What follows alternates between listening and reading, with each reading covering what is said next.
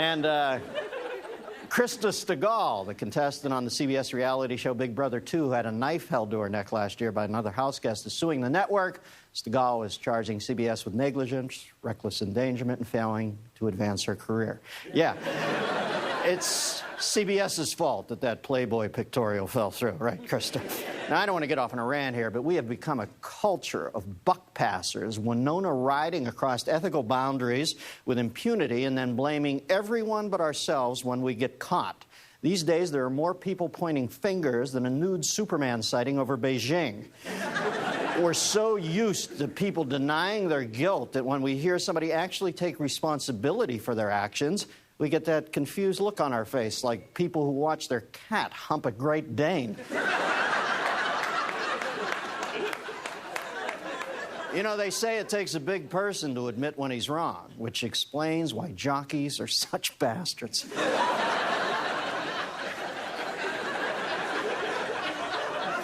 You know, one Hollywood exec now blames the gay mafia in the New York Times for ruining his career. The gay mafia in the New York Times don't run Hollywood. It's a group of Lancaster County, Pennsylvania Amish farmers who get their message from alien crop circles. Why do you think the X-Files got canceled? We were getting too close to the truth, man.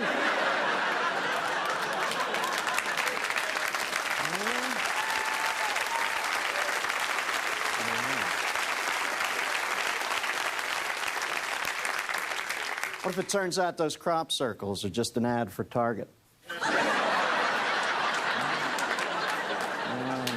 That. You know, the guys from WorldCom get to stand before Congress with caviar-eating grins and take the fifth instead of admitting they fucked up and ruined thousands of people's lives. If they're losing any sleep over it, they're doing it on 300 thread-count fret sheets. Meanwhile, the hard-working everyman has to sit and watch his retirement money go down the drain. I just hope every time one of these WorldCom execs dines in a four-star restaurant with their exorbitant bonuses, they think about the chef in the kitchen who lost half his 401k plan as they bite into what they think is foie gras.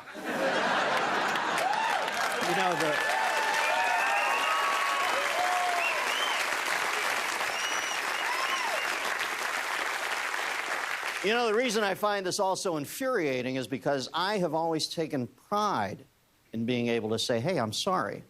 My personal assistant screwed up.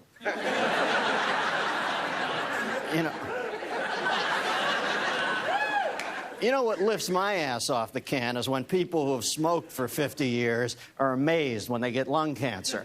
Last week I read about someone who smoked 8 packs of cigarettes a day for 60 years and then decided to sue the tobacco companies because one day he was coughing up radial snow tires.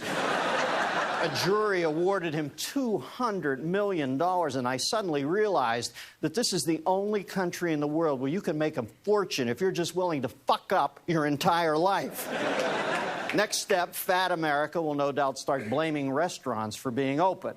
These are the people who drink a carry-out tray of 3,000-calorie iced mocha cinnamon coconut coffee frap with a softball-sized hunk of whipped cream on top and refuse to believe that these sugary mega-lactose bombs could have anything to do with them splitting their Banana Republic capri pants, bending over to pick up their copy of Shape magazine. You know, it's...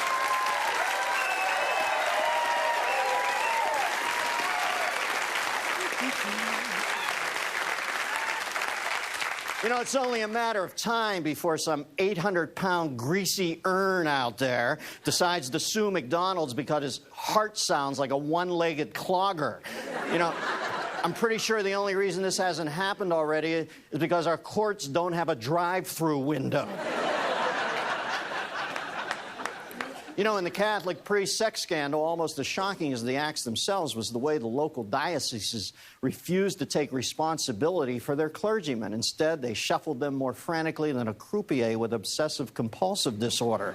I have no patience for the idea that society forces us into our misdeeds. For every person with a bad childhood who becomes a serial killer, there are 1,000 who learn from that experience to be better parents to their own kids. For every guy from a poor neighborhood who grows up into a criminal, criminal, there are 1,000 who work hard and build a decent life for themselves. And for every misguided soul raised in a permissive hippie atmosphere who turns into a John Walker Lynn, there are thousands more who become gentle stoner cashiers trying to push the new Phil Lesh solo album on you at Tower Records.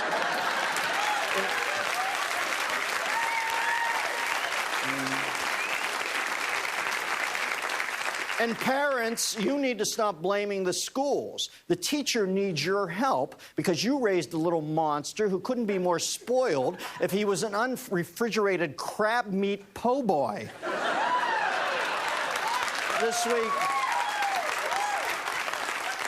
This week, Michael Jackson blamed the fact that his last album sold only 2 million copies on racism. Is there anything more inspiring than seeing the cause of black oppression being taken up so unselfishly by a white man?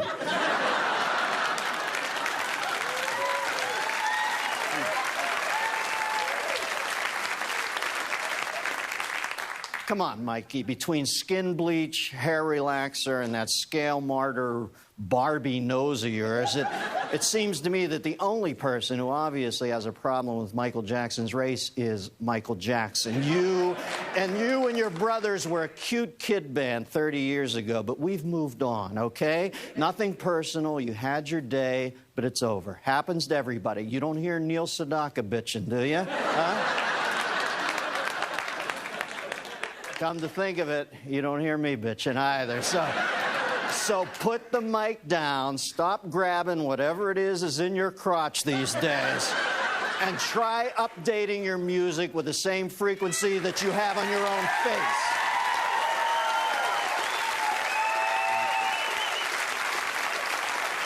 Of course, that's just my opinion. I could be wrong. My guest tonight